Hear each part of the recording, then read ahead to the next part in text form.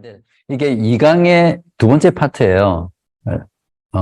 그래서 시간 안배가 조금 그게해서 1강 때, 아침에 1강하고 2강 반 정도 했고, 오늘은 2강 나머지 부분을 하는 거예요. 그리고 그룹 모임 할 때, 여기에 대해서 좀 더 집중적으로 할 겁니다. 그리고 내일은 적용에 관한 부분. 지금은 7번째, 우리가 신학 공부를 해야 될 필요성과 중요성에 대해서 아침에 했어요. 2부 부분에서. 1부에서는 신학 지식이 무엇인가, 신학이란 무엇인가, 그런 것들을 했죠. 신학의 정의를 봤을 때 그 정의만을 보더라도 신학이라는 것은 목회자나 신학자가 하는 것이 아니라 예수 그리스도를 믿는 사람이라면 누구나 해야 되는 모든 성도의 의무다. 이제 그런 내용들을 했어요. 지금은 7번째 필요성과 중요성에 대해서인데, 특히 모든 그리스도인이 신학 공부를 열심히 해야 하는 이유에 대해서 살펴보려고 합니다. 그리스도인이 신학 지식을 증가하기 위해서 열심히 공부해야 되는 그 이유에는 일단 먼저 두 가지 부분이 다루어져야 돼요. 그게 뭐냐면, 그리스도인은 이미 가지고 있는 현재의 신학 지식에 만족해서는 안 된다는 거예요. 여러분이 아마 다 개인적으로 지금 현재 가지고 있는 신학 지식은 조금씩 차이가 날 거예요. 그죠? 어떤 사람은 예를 들면 평화형제는 신학교를 졸업했기 때문에 좀 우리 다른 지체들보다는 신학적인 지식들이 좀 더 훨씬 더 풍성하게 많이 가지고 있겠죠. 어느 상태에 있든지 지금 현재 알고 있는 말씀, 지식에서 만족해서 안 된다는 그 대전제가 있어요. 왜냐하면 우리가 받은 그 구원이라는 거는 우리가 가지고 있는 지성, 이성으로 다 담을 수 없어요. 우리가 평생 이 구원에 대해서 알아가고 배워가고 경험해 나간다 하더라도 다 할 수 없는 게 구원이에요. 그렇기 때문에 구원과 관련된 지식이나 또 구원과 관련된 모든 부분들, 말씀에 대한 부분들을 만족해서는 안 된다는 거고, 그러면 결국 그리스도인은 항상 신학 지식을 더 향상시키기 위해서 노력해야 된다라는 부분이 나오겠죠. 두 번째는 좀 비슷한 말일 수 있는데, 신학 지식을 향상하기 위해서 노력하는 것이 부수적인 일이 되어서는 안 된다는 거예요. 한번 여러분의 삶을 한번 돌아보면 마음은 그렇지 않겠지만 실제로 여러분들이 신학 지식을 향상시키고 증가시키기 위해서 부수적인 거는 그냥 사이드, 부수적인 건 메인 파트가 아니고 컴플리먼터리, 약간 이렇게 사이드로 부가적인 그러니까 중요성에 있어서 뒷전으로 좀 밀려나는. 그래서 해도 되고 안 해도 되고, 시간 없으면 그만, 바쁘면 그만, 이런 거 있잖아요. 근데 어떤 거는 우리가 살아갈 때 이것만큼은 절대 해야 돼, 그런 게 있잖아요. 뭐 사람마다 틀리겠지만 어떤 사람은 짐에 가는 거, 건강을 위해서 짐에 가는 거, 어떤 사람은, 저 같은 경우도 요즘은 거의 건강에 대한, 왜냐하면 건강하지 않고 체력이 받쳐주지 않으니까 사역을 지속을 못 하겠는 거예요. 그리고 무엇보다 제가 코로나 때 그런 걸 느꼈어요. 약간 번아웃 될 것 같고, 이 멘탈, 이 정서적으로 좀, 뭐라고 해야 될까, 좀 이상한 거야. 그래서 운동을 그때 좀 본격적으로 했어요. 매일 처음에는 파라마타 레이크 한 6km 되는데, 거기를 걷다 보니까 좀 더 걷게 되고, 그러다 보니까 뛰게 되고, 막 그렇게 됐어요. 그런 것처럼, 이제는 이 운동이 나에게, 부수적인 게 아니라 아주 중요한, 시간을 내서 해야 되는. 당장 안 한다고 문제는 안 생기지만, 롱텀으로 봤을 때, 너무 중요하기 때문에 하는 거. 그런 것처럼, 신학 지식을 공부하는 것도, 부수적인 게 돼서는 안 된다라는 게 두 번째 전제예요. 그래서 나의 건강을 위해서 매일매일 운동을 하고 좋은 음식을 먹고 그렇게 하는 것처럼 이 신학 공부를 하는 게 매일매일의 중요한 핵심 일과가 돼야 된다. 이 두 가지가 그리스도인이 신학 공부를 해야 하는 이유에서 중요한 전제라고 할 수 있죠. 그러니까 현재의 지식에 만족해서는 안 되고 신학 공부를 하는 것이 부수적인 일이 돼서는 안 된다. 자, 이러한 두 가지 전제를 가지고 9가지 이유에 대해서 간단하게 제가 설명을 할게요. 그리고 오전에 다뤘던 부분은 그냥 좀 스킵하는 식으로 가볍게 다루고요.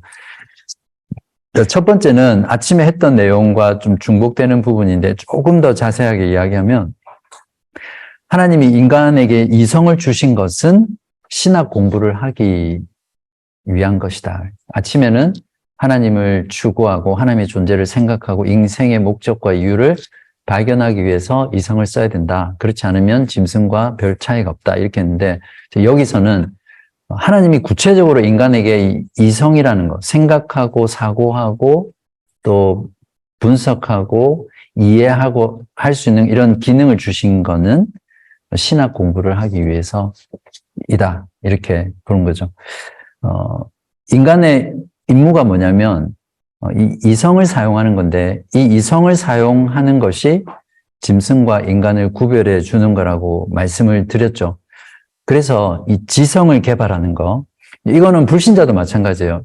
안 믿는 사람이라 하더라도 이 이성과 지성을 개발하는 일을 게을리하는 사람은 하나님이 주신 이 이성을 사용하지 않는 것이 되기 때문에 부수적인 일이 되어서 안 되고 가장 중요한 일이 되어야 된다. 왜냐하면 이 지성이라는 것은 인간이 가진 가장 높은 기능이기 때문이에요. 여러분의 신체 가운데서 가장 높은 기능을 하나 뽑으라면 바로 이성의 기능이잖아요.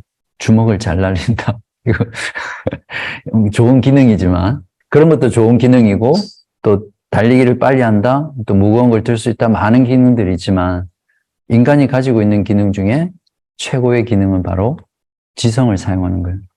근데 여러분은 왜 지성을 많이 사용하지 않으세요? 교회 오실 때는 이 지성은 집에다 두고 여러분 말하는 게 아니에요. 그런 말씀을 했어요. 어떤 탁월한 목회자, 신학자 겸이죠. 한국 교인들은 지성은 집에다 두고 교회에 온다는 거예요, 주일날. 그래서 그냥 감정만 느끼려고 막 하는 거예요.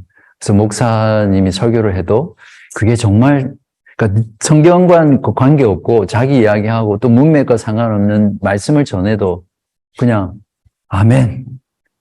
좀 이렇게 마음에 와닿는 말 하면은 위로하고 할 수 있습니다. 하나님은 당신을 사랑하십니다. 뭐 위로하십니다. 이런 말들을 하면 그냥 은혜 받고 또 막 그 모임에서 분위기로 찬양으로 음악으로 또 간증으로 이렇게 하면 은혜를 받는 거예요. 그러니까 이 지성적인 사고를 전혀 안 해요. 신앙 모일 때 그런 말을 했는데 지성을 사용하는 것은 인간에게 최고의 기능을 사용하는 것이다.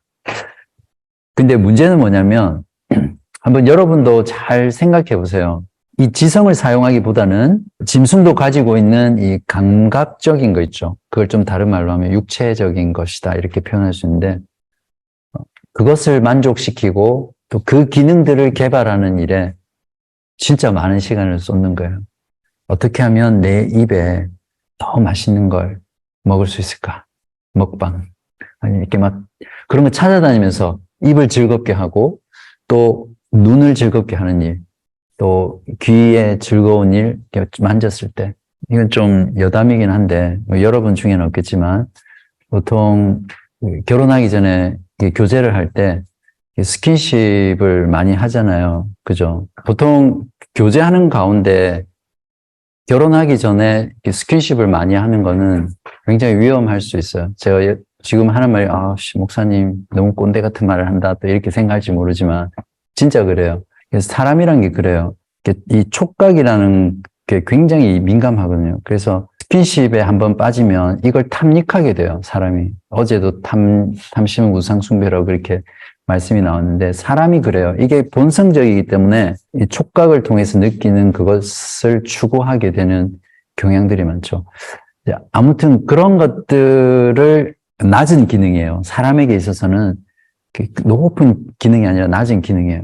근데 가장 높은 이 지성의 기능들은 사용하지 않고 이 낮은 기능들, 육체적인 만족을 주는 것들을 자꾸 개발시키고 자꾸 추구하고 또 그러한 것들에 자신을 노출시키는 거는 죄송해요. 짐승하고 비슷한 삶을 사는 거예요. 그냥 본성대로 사는 거거든요. 근데 하나님은 인간을 그렇게 만드시지 않으셨죠. 그래서 우리가 굉장히 조심해야 돼요. 우리의 삶을 돌아보면서 내가 많은 시간을 들이고 내 마음이 가 있는 곳이 과연 이 하나님이 주신 우리의 기능 중에 낮은 것들에 집중해 있는가? 아니면 최고의 기능, 이성을 사용하고 지성을 사용하고 개발하는 일에 내가 쓰고 있는가? 잘 생각해 봐요. 그래서 그렇지 않다면 빨리 역전시켜야 돼요. 이런 것들을 제가 무시하고 해서는 안 된다는 걸 말하는 게 아니잖아요. 금욕주의가 아니잖아요. 해도 괜찮지만 비율인 거죠. 이게 바뀌어야 돼요. 근데 대부분의 현대인들, 특히 지금 젊은 세대들, 또 우리의 청소년 세대들은 진짜 이 속된 말로 그들이 짐승이란 말이 아니라 이 기준으로 보면 짐승과 다를 바 없는 삶을 사는 거예요. 진짜 말초적인 거, 일시적인 만족, 쾌락. 우리 몸의 낮은 기능들을 온 삶을 다 채우잖아요. 그죠?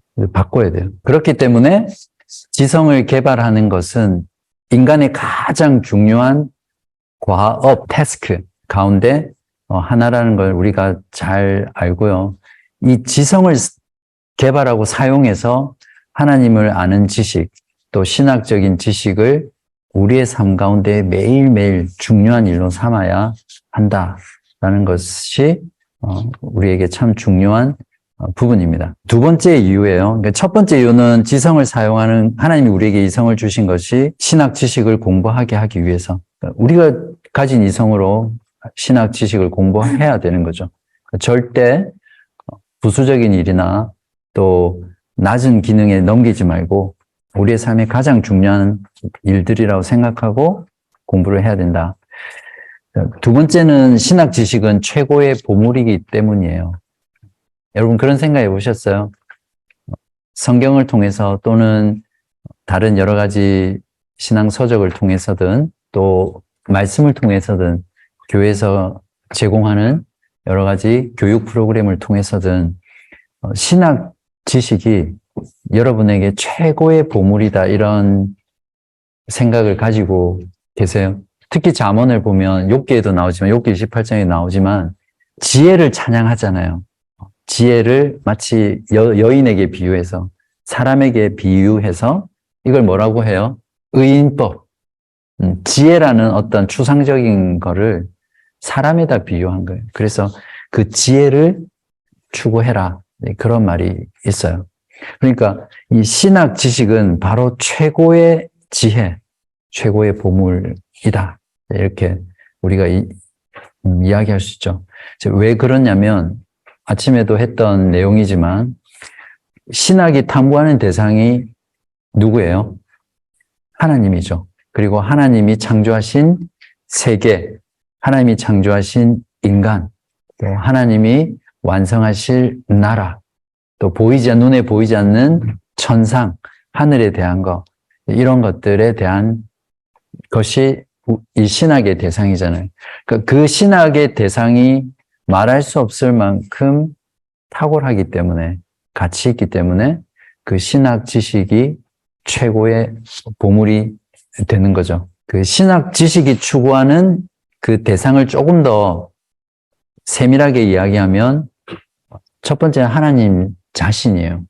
우리가 하나님 할 때 여러분은 교리 공부를 했기 때문에 그냥 하나님라고 했을 때 단순히 그냥 하나님, 그냥 세상 사람들이 하나님, 신 이렇게 생각하지 않죠. 삼위일체 하나님, 성부 하나님, 성자 하나님, 성령 하나님, 이 삼위일체 하나님, 영원하신 성부, 성자, 성령 하나님이 이 신학의 첫째 대상이에요. 그 하나님을 알아가는 것. 단순히 하나님을 아는 게 아니라 성부, 성자, 성령 그 각각의 하나님에 대해서 알 뿐만 아니라 그 세 하나님이 세 분이지만 한 분으로 존재한다는 그런 내용들, 이것들이 우리가 추구해야 하는 신학의 대상이죠. 우리가 이 지식을 풍성하게 알면 알수록 우리의 삶이 그 삼위의 하나님을 바라보게 되고 삼위 하나님의 그 영광에 압도당하면서 살아갈 수 있어요. 근데 이런 지식이 없이는 그런 마음을 느낄 수 없죠. 그 다음에 우리가 공부하는 대상이 하나님이시면서 인간이신, 그래서 이걸 신인이라고 그렇게 해요. God, man. 중보자이신 예수 그리스도, 그분에 대해서. 그리고 그분이 행하신 구속, 그분이 행하신 그 영광스러운 일을 우리가 공부하는 거죠. 그 다음은 복음 안에 약속된 그리스도께서 이루신 그 놀라운 구속, 하나님의 나라, 그런 것들을 우리가 추구하게 되죠. 그 다음에 예수 그리스도께서 행하신 그 구속의 사역을 우리 마음에 적용시키시는 분이 누구예요? 성령. 그래서 성령 하나님에 대해서 우리가 공부하는 거. 그러면 그런 하나님과 하나님이 우리를 위해서 행하신 일에 대한 우리의 반응은 어떤 것이어야 하는가? 우리의 의무, 우리의 책임, 우리의 삶, 우리의 반응, 이런 것들도 우리가 배워서 공부해서 해야 되는 거죠. 그 외에도 또 여러 가지 하나님의 나라에 대해서 많은 것들에 대해서 우리가 이렇게 차근차근 공부하게 되겠죠. 이 모든 것이 하나님을 대상으로 공부하는 학문이기 때문에, 공부이기 때문에 최고의 보물이다. 이렇게 이야기할 수 있죠. 그래서 구약 성경에 보면 거룩한 족장들, 선지자들, 사도들, 그리고 이 세상에 살았던 모든 탁월한 사람들이, 지성을 가진 사람들이 이 지식을 알기 위해서 그렇게 갈망하고 연구하고 책을 쓰고 대화하고 그렇게 했던 겁니다. 자, 베드로전서 1장 10절에서 12절 한번 볼까요? 거기 보면 10절 누가 한번 읽어봐 주실래요? 이 구원에 대해서 우리는 이미 지금 구원을 누리고 있잖아요. 받았고, 그리고 은혜를 받은 자예요. 이제 거기에 대해서 예언하던 구약의 선지자들은 우리가 받을 이 구원에 대해서 예언했잖아요. 그죠?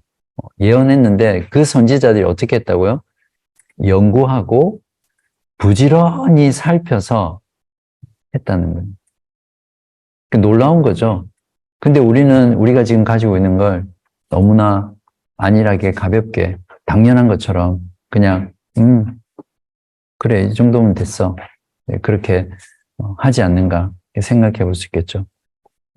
11절은 또 다른 사람이 읽어주세요. 거기 보세요. 11절 12절을 보면 그 구약의 그 선지자들이 예언하고 연구하고 부지런히 살피고 증언했던 이런 모든 것들이 우리를 위한 것이다. 이렇게 표현하잖아요. 그죠? 그리고 하늘로부터 보내신 성령을 힘입어 복음 전하는 자들을 통해서 우리에게 알려진 것이라고 그렇게 말해요.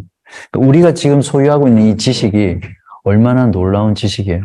수천 년 전부터 이 지식이 우리 가운데 드러나기 위해서 연구하고 살피고 예언하고 전하고 가르쳤던 내용이잖아요. 그래서 이 내용이 뭐라고요? 마지막에 12절에 천사들도 살펴보기를 원하는 것이다. 여러분 천사의 존재를 믿어요? 천사 어디 있어요? 어딘가 있어요. 그죠? 천사는 천상의 존재죠. 눈에 보이지 않는 하늘의 존재인데 천사의 역할이 뭐예요? 천사의 역할은 하나님의 종이에요. 그죠? 하나님의 명령을 받아서 하나님의 사역을 하는 건데 구체적으로 하나님의 자녀를 섬기는 거예요. 천사가. 놀랍죠. 근데 천사에 대해서 우리가 또 공부를 할 수 있지만 천사에 대해서 너무 자세히 알 필요는 없을 것 같아서 성경에서 말하는 천사에 대해서만 이야기하면 될 것 같아요. 구약 성경엔 때로는 천사를 통해서 하나님의 사자라고도 표현하죠. 그래서 하나님 대신 임재의 어떤 표현의 수단으로 나타나기도 하고 또 세례 요한이라든지 또 예수님의 수태를 고지하러 온다든지. 그러니까 지금은 우리 성도들이 끝까지 구원받기까지 신앙을 지켜나갈 수 있도록 하나님의 사역자로 종으로서 우리를 지키는 그런 역할들. 아무튼 그런 거룩한 천사들도 우리가 지금 알고 있는 이 복음, 하나님에 대한 지식, 구원, 이걸 알기 위해서 살펴보기 원했다는 거. 그러니까 우리가 지금 가지고 있는 뭐 여러 가지 단계에 있겠지만 얼마나 귀한 것인가를 알 수 있겠죠. 여러분 혹시 집에 보물 있어요? 네? 보물 있어요? 폐물, 보물. 아니면 여러분들이 추구하는 보물이 있겠죠? 솔직히 한번 이야기해 보세요. 어떤 보물을 추구해요? 그러니까 보물이라는 건 꼭 귀금속만을 말하진 않겠죠. 나에게 또는 내 가정에 정말 소중한 보물, 보석 같은, 보석도 보물의 한 부분이죠. 보물이 없어요? 있어요. 뭐예요? 자기 배우자를 최고의 보물로 생각하는 참 건강한 가정이고, 또 뭐 있어요? 그런 거 없어요? 여러분이 추구하는, 이렇게 모으기 원하는, 정말 좋은 거는 내가 간직하기 원하고, 또 그냥 그걸로 만족하지 않죠. 더 많이 갖기를 원하죠. 그러니까 인간이 보물이 되면 그건 좀 어려워요, 그죠? 보통 우리가 보물이라고 하면 어떤 경제적인 가치로 환원할 수 있는 거예요, 그죠? 그게 다이아몬드든 금이든 또 주식이든 또 부동산이든 보통 그걸 우리가 보물이라고 하죠. 그러니까 그걸 통틀어서 말하면 어떻게 표현할 수 있어요? 부, rich, wellness. 그러니까 부요해지는 거죠. 그걸 부라고 하잖아요, 그죠? 결국 믿는 사람들도 그렇게 해당되겠지만 오늘날 세상 사람들이 보물로 생각하고 추구하는 건 부예요. 그죠? 부를 추구하는 거죠. 궁극적으로는 뭐 보석을 보유하는 거든 뭐 저축, 펀드, 옵션, 연금 그런 모든 것들이 결국에는 내가 살아가면서 부를 축적해 가는 거잖아요. 그죠? 그 부를 축적해 가기 위해서는 그냥 되진 않아요. 보통 금융 지식이라고 그렇게 표현하는데 금융 지식이 많은 사람이 부를 축적하고 활용하고 또 이렇게 보존하는 걸 잘 하겠죠. 진짜 부자들은 공부 많이 해요. 대부분의 부를 축적하고 부를 소유한 사람들은 이런 부와 관련된 굉장히 많은 공부를 해요. 여러분도 주식 투자 해본 사람, 하고 있는 사람. 주식은 좀 다른 이야기는 하겠지만, 뭐, 어쨌든 주식을 통해서 내가 돈을 벌려고 해도 많은 공부를 해야 돼요. 그죠? 뭐, 부동산, 투자는 더 마찬가지고. 그러니까 결국 그렇게 하는 이유가 뭐예요? 내가 가진 보물, 부를 추구하기 때문에 그런 거죠. 그러니까 뭔가 소중하고 귀중하고 중요한 걸 추구하는 것은 당연히 거기에 대한 공부가 따라온다는 거죠. 근데 항상 우리가 뭐든지 비교할 때 내가 지금 추구하는 이것이 유효기간이 언제 어느 정도인가 이걸 따져봐야 돼요. 궁극적으로 투자 대비 수익 아니면 결과를 잘 누리려면 따져봐야 되잖아요. 근데 지금 여러분이 시간이든 물질이든 여러분의 에너지든 어느 분야가 됐든 그 추구하고 있는 그것이 유효기간이 어느 정도냐는 거예요. 이 땅에서 우리가 살아가면서 추구하는 것들이 많이 있어요. 근데 그러한 것들은 길어야 내가 진짜 제일 길어도 내가 죽기 전까지죠. 가장 길어봐야. 근데 대부분은 우리가 예측할 수 없는 시대를 살아가기 때문에 우리는 지금 불확실성의 시대를 살아가잖아요. 그래서 어떤 거는 굉장히 짧게 끝나는 게 많죠. 그렇지만 하나님을 추구하는 지식, 신학 공부 이거는 오전에도 말했지만 유효기간이 언제까지라고요? 영원까지 이어지는. 그렇기 때문에 하나님을 추구하고 하나님의 지식을 추구하고 신학 지식을 공부하는 것은 최고의 보물이다, 우리에게. 문제는 뭐냐면 이것을 최고의 보물로 가치를 발견하지 못하기 때문이에요. 진짜 가치를 발견하면 공부하게 되겠죠. 제 경험을 이야기하면, 저는 성경을 읽고 공부하고 배우고 신학책을 읽고 경건서적을 읽고 이렇게 하는 게 너무 재밌었어요. 그냥 일반적인 비즈니스하고 직장생활 하면서도. 그래서 그 일을 하면서도 정말 매일매일 이것만 읽고 공부하면 좋겠다, 이렇게 살면 좋겠다, 그런 열망이 많이 있었어요. 너무 좋으니까. 그리고 이게 너무 나에게는 가치가 있었던 거예요. 저희 집 와봐서 알겠지만 책이 많아요. 그죠? 근데 그 책은 한국에서 올 때 다 버리고 다시 산 책이에요, 여기 와서. 근데 여기서 책 사려면 한국에서 사는 것보다 거의 1.5배 이상 들잖아요. 책 사서 배송료 보내서 이렇게 하면. 그래서 제가 좀 가난해요. 책을 너무 많이 사서. 지금은 와이프 눈치 보면서 책 사는데, 이번엔 책 별로 안 샀다, 뭐 이러면. 근데 아내한테 별로 이렇게 말하지 않고 책을 참 많이 샀어요. 이제 그렇게 하는 이유는 그 돈보다는 그 돈을 통해서 그런 책을 사서 읽고 공부하는 것이 훨씬 더 가치 있다고 생각을 했어요. 굳이 가치를 따지지 않더라도 그게 저한테는 큰 기쁨이었거든요. 제가 여러분에게 저의 다른 부분은 닮으라고 말하고 싶진 않아요.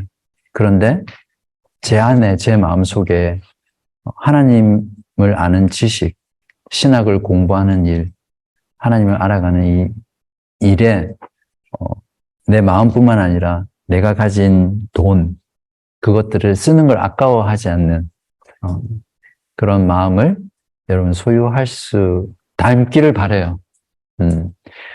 내년에 여러분의 집에 신방에서 책꽂이에 책을 한번 몇 권 정도 더 꼽혀 있는가 제가 검사를 하러 신방을 할게요. 그래서 이게 너무 여러분의 마음에 안 닿을지 모르지만 이 하나님을 아는 지식을 위해서 내 인생 전부를 바친다고 해도 아깝지 않다는 거죠.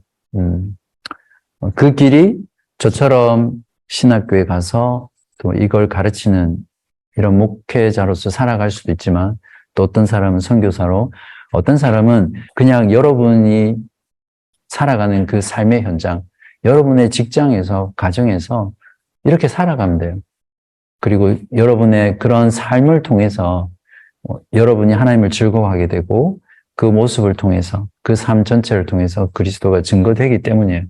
오히려 여러분들이 전쟁으로 치면 최전선에서 믿지 않는 세상 속에서 살아가는 사람들이에요. 진짜 훈련되고 하나님의 지식에 잘 준비되어 있고 하나님의 말씀을 사모하는 사람이 최전선에 있어야죠.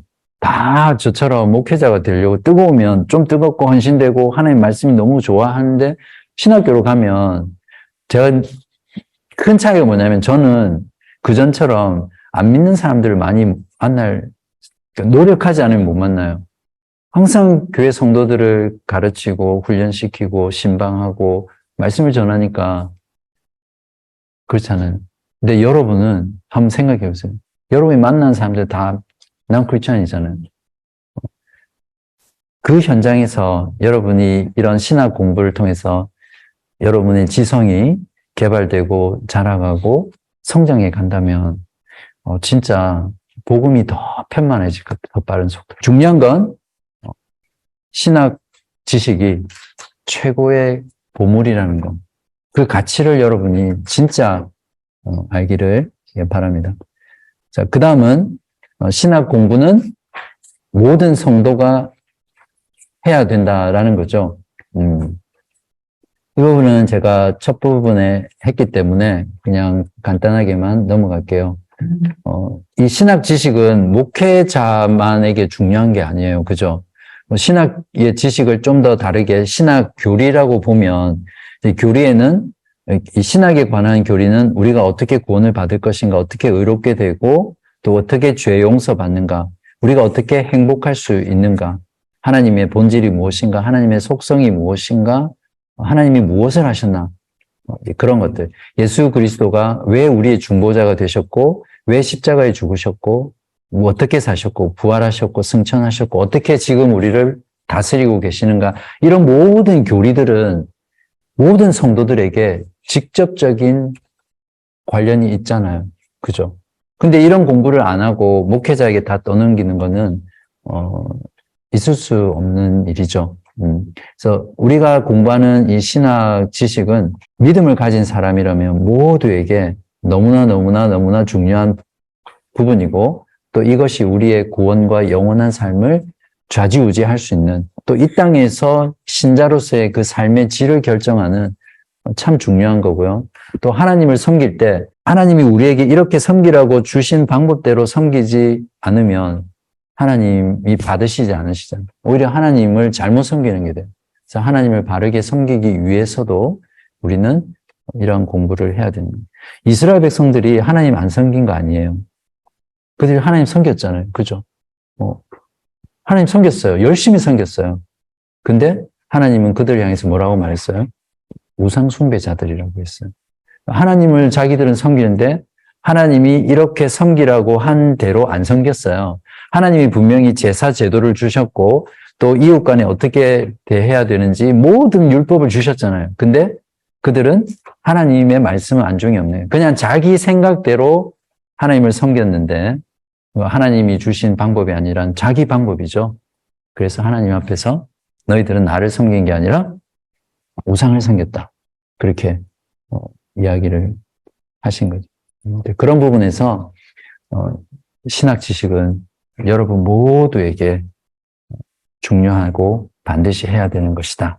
이렇게만 정리를 할게요. 자, 네 번째, 신학 공부는 하나님의 특별 계시를 공부하는 것이기 때문이에요. 하나님의 특별 계시가 뭐예요? 성경이죠, 그죠? 그래서 신학 공부는 하나님의 특별 계시인 성경을 공부하는 것이기 때문에 모든 그리스도인은 신학을 공부해야 된다. 우리가 이걸 놓치면 안 돼요. 신학 공부하고 성경 공부하고 분리시키면 안 돼요. 우리가 신학을 공부한다는 건 하나님의 특별 계신 성경을 통해서 신학을 공부하는 거죠. 근데 그 성경을 공부하고 연구한 우리들의 신앙의 선배들, 신학자들이 그걸 토대로 가르치는 여러 가지 내용들, 교리들을 공부하는 거죠. 그런 모든 것이 근본적으로는 성경에서 나왔기 때문에 우리가 신학을 공부해야 된다. 그 다음 다섯 번째는 신학 공부의 교과서인 성경은 풍성함, 위대함, 다양함이 그 특징이기 때문이에요. 여러분 성경을 공부하면서 이런 걸 생각해 보셨어요? 그러니까 성경책 자체는 혹시 성경 읽는 게 어렵다 생각하시는 분 한번 손들어 보실래요? 성경을 읽는데 성경이 어렵다. 그렇죠. 성경이 어렵 수는 있죠. 근데 실제로 성경을 하나님께서 우리에게 주실 때는 우리가 이해할 수 있는 우리의 언어로 주셨어요. 그래서 성경에를 보면 수많은 문학 방식, 문학 양식들이 있어요. 그래서 누구나 성경을 읽으면 그 성경을 통해서 적어도 하나님의 구원에 관한 지식, 또 성경이 무엇을 말하는지를 알 수 있도록 주셨어요. 그러니까 이걸 성경의 단순성이라고 하는데, 조금 우리가 가지고 있는 좀 선입견, 편견을 좀 깨트려야 될 필요가 있어요. 보통 사람들이 성경은 참 어렵죠. 어려운데, 어려워하는 게 이게 딱 마음속에 박혀버리면 진짜 막 어렵게 느껴져요. 읽을 때. 근데 사실 성경을 찬찬히 읽어보면 어려운 내용이 별로 없어요. 물론 어떤 부분은 좀 어려운 내용이 있긴 해요. 이해하기 좀 어려운, 해석하기 어려운 부분이 있지만, 자, 창세기부터 한번 따져볼까요? 창세기 1장에 천지창조 이야기가 나와요. 어렵나요? 안 어려워요. 그냥 태초에 천지를 창조하셨고, 첫째 날에는 무엇을 창조하시고, 보시기에 좋았더라. 문학적인 양식으로 반복을 하죠. 그 내용 자체가 어렵지는 않아요. 그죠? 6일 동안 창조하셨고. 그다음에 2장, 3장, 아담과 하와가 선악과를 따먹고 타락하는 이야기가 나오잖아요. 그 저주를 받고. 족보 나오는 거는 그건 어렵다기보다 지루한 거죠. 스킵. 그리고 그 다음에 아브라함, 이삭, 야곱의 내용들을 보면, 그리고 요새까지, 창세기 50장까지 보면 거의 다 스토리예요. 스토리. 재밌는 이야기. 어렵나요? 안 어려워요. 어려워요? 안 어렵잖아요. 성경의 70% 이상, 성경의 70%가 다 이야기예요. 이야기 장르예요. 이야기 자체는 어려운 건 없고, 문제는 성경을 어렵다고만 생각하고 읽다가 포기하기 때문인 것 같아요. 성경을 찬찬히 읽으면, 진짜 그래요. 저희 외할아버지가 거의 90 몇 세 때 복음을 받아들였어요. 평생 거부하다가. 근데 돌아가시기 전에 성경을 계속 읽으셨어요. 그냥 혼자서. 그러면서 뭐라고 말씀하셨냐면 저희 어머님한테 진짜 성경이 맞는 말이다. 그렇게 말씀하셨어요. 깨달은 거죠. 성경이 진짜 맞는 말이다.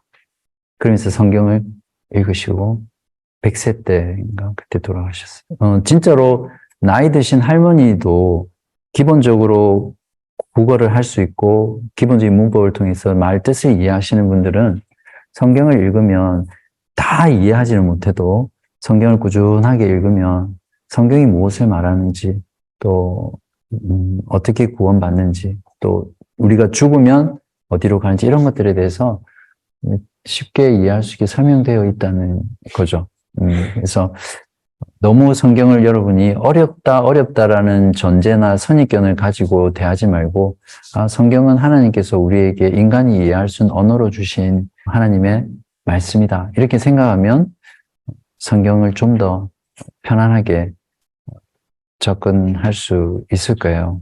그리고 중요한 건 에베소서에도 분명히 그렇게 말하고 있잖아요. 고린도전서에도 말하고 있고, 교회를 위해서 하나님께서 성경을 가르쳐주는 교사를 주셨어요, 선물로. 그 교사가 누구예요? 목사. 네. 장로교에서는 이 목사를 하나님께서 세우신 말씀의 직분자다 이렇게 신학적으로 가르쳐요. 앵글리칸은 그런 내용 자체가 구체적으로는 없지만 정말 그래요. 종교개혁자들이 가장 강조한 게 그거잖아요. 교회의 목사는 교사다. 성경을 가르치는 교사다. 그래서 하나님께서 교회에 선물로 이 성경에 대한 교사를 주셨다. 그래서 성경이 어려운 거는 이 교사를 통해서 성경을 이해해 나가면 돼요. 문제는 뭐냐면 성경을 연구하지 않기 때문에 또 진짜 만약에 여러분이 성경을 읽다가 어려워요. 그러면 저를 진짜 귀찮게 해야 돼요. 밤에도 전화해서 목사님 이 말씀이 무슨 말이에요? 저는 아무리 해도 이해가 안 돼요.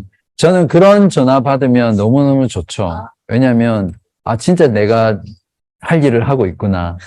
그리고 여러분이 말씀을 알고자 하는 이 열망이 있구나. 너무 좋죠. 아마 저를 좀 배려한다고 전화를 안 하는 것일 수 있는데 진짜 그래요. 여러분이 성경을 연구하고 이해하려고만 하면 성경을 충분히 이해할 수 있어요. 네. 첫 번째는 여러분에게 주신 목사, 또 지금 이 자리에 있는 게 그런 걸 잘 활용하는 거죠. 그럼 이런 수련회 할 때도 말씀 또 들은 것들에 대해서 고민이 되고 풀리지 않으면, 저를 잠 못 자게 하더라도 계속 붙잡고 이해할 때까지 그런 좀, 집요함이 있어야 되겠죠. 요한복음 5장 39절에 보면 제가 읽어 드릴게요. 이런 말씀이 있어요. 너희가 성경에서 영생을 얻는 줄 생각하고 성경을 연구하거니와 이 성경 속에 영원한 생명이 있다는 걸 알고 연구하는 거예요. 이 이스라엘 유대인들이. 그죠? 근데 제자들이 이 성경이 뭐예요? 곧 내게 대하여 증언한 것이다. 예수 그리스도에 대해서 증언하는 것이다. 성경은 이렇게 연구하는. 또 이사야서 34장 16절에 보면 너희는 여호와의 책에서 찾아 읽어보라. 이것들 가운데서 빠진 것이 하나도 없고 제 짝이 없는 것이 없으리니 이는 여호와의 입이 이를 명령하셨고 그의 영이 이것들을 모으셨습니다. 여기서 여호와의 책은 구약 성경을 말하겠죠. 이사야니까, 그죠? 그러니까 하나님의 성경은 하나님의 입을 통해서 또 하나님의 영인 성령을 통해서 쓰여졌고 또 이렇게 성경 66권이 하나님의 정확하고 오류가 없는 말씀이라고 묶어진 것도 하나님의 영에 의한 하나님의 일이다라는 거죠. 자, 그리고 요한계시록 1장 3절에는 성경을 읽고 이해하는 자들이 복 있는 자라고 말하면서 이렇게 표현하고 있어요.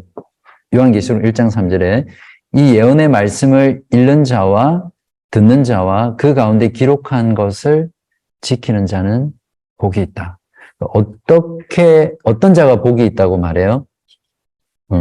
첫 번째, 말씀을 읽는 자, 그 다음 듣는 자, 그리고 그 가운데 기록한 것을 지키는 자, 복이 있다. 어떠세요? 이 말씀을 기준으로 볼 때 여러분 복이 있는 자예요? 부흥의 스타일로. 복이 있는 자라고 믿으시면 아멘 하시기 바랍니다. 복이 있는 자입니까? 네. 성경에는 이처럼 다양하고 풍성한 교훈들을 하나님께서 우리를 위해서 기록해 주셨어요. 그렇기 때문에 이 성경을 이해하지 못한다면 그러니까 무용지물이죠. 아무 소용이 없죠. 왜냐하면 성경을 이해하는 만큼만 우리가 유익을 얻을 수 있거든요. 성경을 이해하지 못하면 절대 그걸 통해서 유익을 얻을 수 없기 때문이겠죠.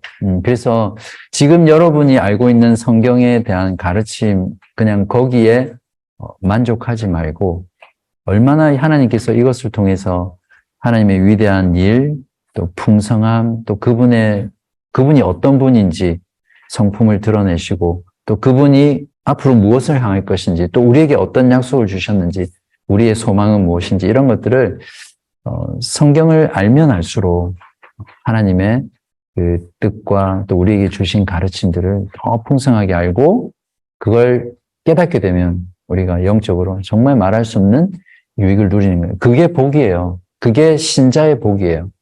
다른 게 복이 아니에요. 다른 복은 세상 사람들이 더 많이 누릴 수도 있잖아요. 또 누리기도 하고 실제로. 그런 복을 우리가 복으로 생각하면 우리는 늘 세상 사람들 바라보면서 그들 부러워하고 그들이 쫓아가는 삶을 따라갈 수밖에 없죠. 근데 이 복은 믿는 자에게만 주어진 복이거든요. 얼마나 놀라운 복인지 몰라요. 그러니까 만약 우리가 게을러서 성경을 더 깊고 풍성하고 넓게 공부하지 않는다면 우리는 늘 하나님의 말씀에 있어서 가난한 그런 영적인 빈곤 상태에 머물게 될 것입니다.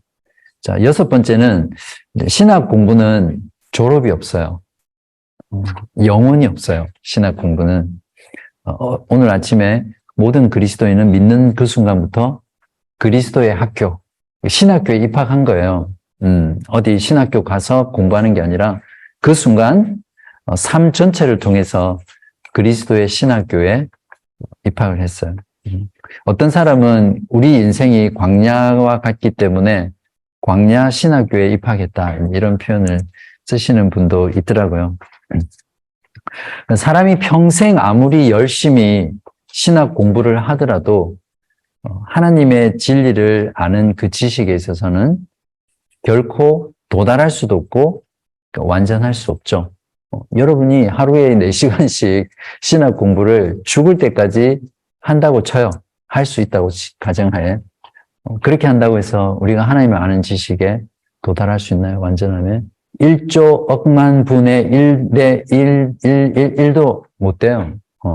그렇게 평생을 다 바쳐서 공부해도 우리는 하나님을 조금 알 수 있을 뿐이에요. 그렇지만 하나님이 우리에게 구원받기 위해서 필요한 그 지식에서는 충만하게 알 수 있겠죠. 그렇기 때문에 신학 공부는 어느 정도 하면 이 정도면 돼. 그런 게 없어요. 평생 공부해야 될 것이 바로 신학 공부라는 거예요. 끝이 없죠. 근데 육체적인 제한은 있어요. 제가 시니어 사역을 지금 5년째 하고 있는데 때로는 이게 힘들어요. 청년부에서 시니어로 왔다 갔다 하는 게 어려운데 시니어 분들은 연세가 있으니까 여러분처럼 이 지성의 활동이 느려. 그리고 잘 잊어버리고 이해하는 속도가 확실히 좀 차이가 나요. 그러면 그 정도 연세 되면 더 이상 신학 공부 안 해도 되겠네? 그렇게 생각할 수 있잖아요. 그렇지 않은가요? 이제 눈도 잘 안 보이고 귀도 잘 안 들리고 머리도 잘 안 돌아가는데 계속 성경 말씀 보면서 공부하고 신학 공부해야 돼. 좀 쉬면 안 되나요, 그때? 제가 여러분들이 시니어가 됐을 때를 대비해서 지금 말씀을 드릴게요. 여러분도 언젠가는 시니어가 될 거예요. 시니어라고 하면 여기는 75세 이상, 우리 교회는. 지금 시니어 선생님들 뭐 공부하고 있는지 아세요? 제일 첫 해에 제가 나름대로 열심히 준비해서 처음 시간 시니어분들한테 설교를 했어요. 진짜 준비 철저히 해가지고 여러분에게 하듯이 딱 했더니 막 몇 분이 저한테 몰려오더라고요. 몰려오더니 제가 이 이야기 해드렸나요? 몰려오더니 목사님 우리는 다 죽을 날이 얼마 안 남았기 때문에 좀 그런 사람들에게 실질적인 걸 좀 해달라 이렇게 이야기를 하시는 거예요. 그래서 제가 고민을 했죠.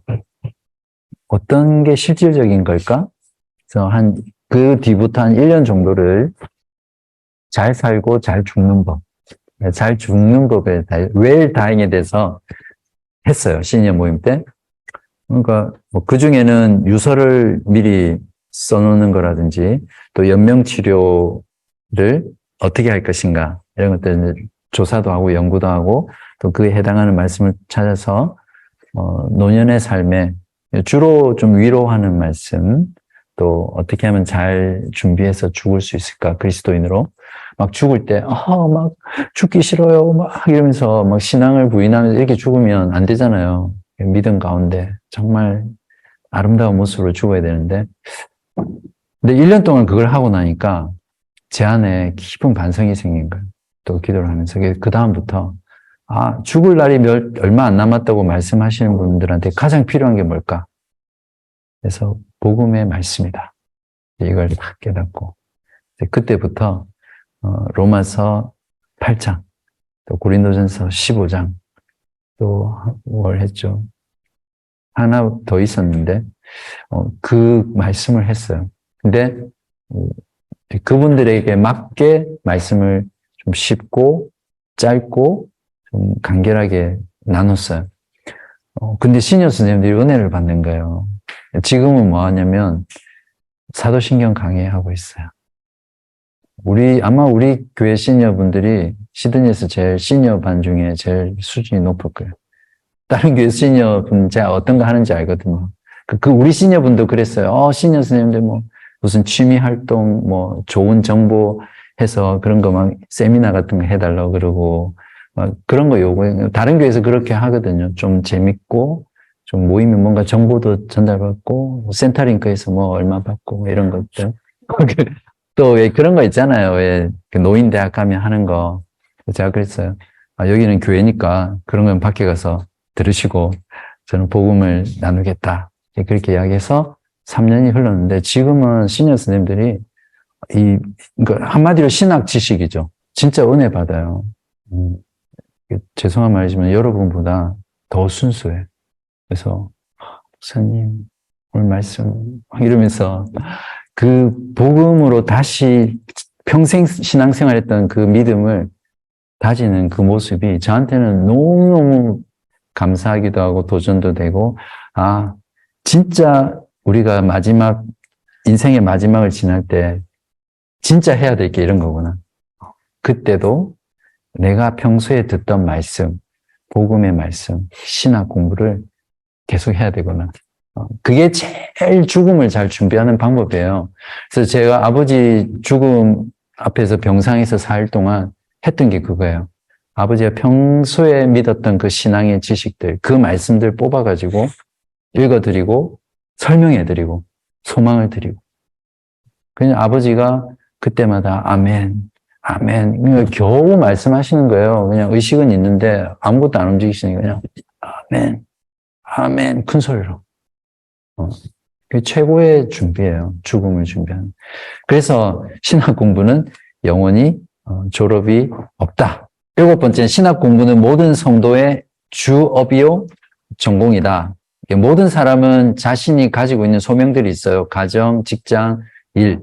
그걸 잘 성실하게 수행하기 위해서 필요한 지식, 기술, 지혜 이런 것들을 이제 노력해야죠. 그러니까 당연히 해야 돼요. 그거는 뭐 말할 필요 없이 해야 되죠. 그렇지만 모든 성도의 소명과 사역은 하나님의 영광을 위해서 살아가는 거죠. 그죠? 하나님을 위해서 살아가는 거죠. 그런데 그 하나님을 위해서 살아가는 것이 성도의 사명의 본질이라면 그것을 잘 하기 위해서 우리는 신학 공부를 해야 된다. 말씀을 공부해야죠. 그렇기 때문에 신학 공부하는 거는 여러분의 부전공이 아니라 전공이다. 그리고 여러분의 가장 본질적인 소명, 콜링이다. 이렇게 이해를 하시면 되겠습니다. 마지막 9번째를 보면 신학 공부는 하나님의 뜻이기 때문이에요. 우리가 기도하잖아요. 주기도문 어제도 우리가 했지만 뜻이 하늘에서 이루어진 것처럼 땅에서도 이루어지다. 하나님의 뜻이 이루어지기 위한 기도를 하려면 우리가 하나님의 뜻대로 살려면 하나님의 뜻이 무엇인지 알아야 되잖아요. 근데 우리가 하나님을 아는 지식을 추구하고 말씀을 공부하는 이런 신학을 공부하는 것은 하나님의 뜻이라는 거예요. 실제로 성경을 읽어보면 사도들도 성도들을 위해서 기도할 때 우리가 어떤 기본적인 약간의 지식으로 이렇게 만족하기를 기도한 게 아니라 하나님에 대한 지식으로 충만해지기를 바라면서 기도했어요, 사도들이.